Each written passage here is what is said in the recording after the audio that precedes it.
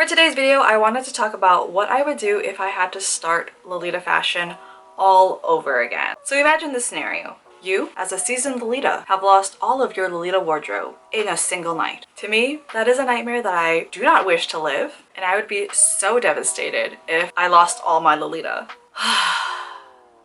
I have been wearing this fashion for over 15 years now, and in that amount of time, I have collected a lot of items that would be very hard to find. I definitely take a lot of time to process the grief from that loss. But this video isn't about me losing my Lolita things. It's about what I would do if I had to restart all over again from the beginning. So this video isn't meant to be a guide on what to do if you are starting out in Lolita fashion. This is personally what I would do if I had to start all over again. So as I mentioned before, I have worn this fashion for over 15 years now. So in that amount of time, I have really honed my skills at purchasing Lolita and creating a cohesive wardrobe. But what I think is most important is to set my own intention going forward for Lolita fashion. The next few questions I'd ask myself would really determine what sort of Lolita wardrobe I would curate in the future. And the first question is how often I'd wear Lolita fashion, what sort of style do I want to have, and what color palette would I like to start out with? Answering question number 1, how often would I wear Lolita? Currently I wear Lolita 3 to 4 times a week, so this turns me into more of a daily Lolita, and that would mean I would have a bigger amount of main pieces to work with in order to become that daily Lolita. There would definitely be a lot more blouses and other coordinating accessories to change out a coordinate and to have different details focused. So knowing that, I definitely would not be happy with just a small wardrobe of a few blouses and say 5 main pieces that I would rotate through.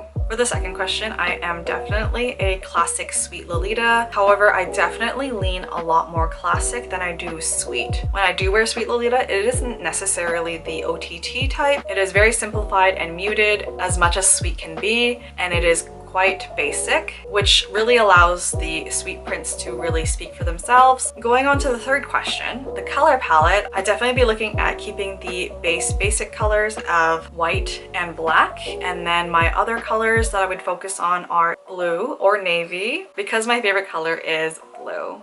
And then third colors that I would focus on for accessories would definitely have to be ivory, browns, and even gold and silver. So keeping all of that in mind, the first thing that I'd actually purchase is a petticoat, specifically an A-line petticoat. An A-line petticoat definitely suits a more classic sweet style compared to specifically a sweet one. If I were to just go for sweet Lolita, I would go for a cupcake shape. However, since I do wear my sweet a lot more muted and toned down, having an A-line petticoat will work with the whole overall wardrobe with cohesion in mind. My current petticoats are actually from Classical Puppets. However, Classical Puppet petticoats just aren't that good anymore, so I'll definitely be on the lookout for a new petticoat company, and a thing I'll definitely keep in mind is the quality. At this moment in time, I am financially stable to purchase more quality items, so I'd definitely be looking into garments that will last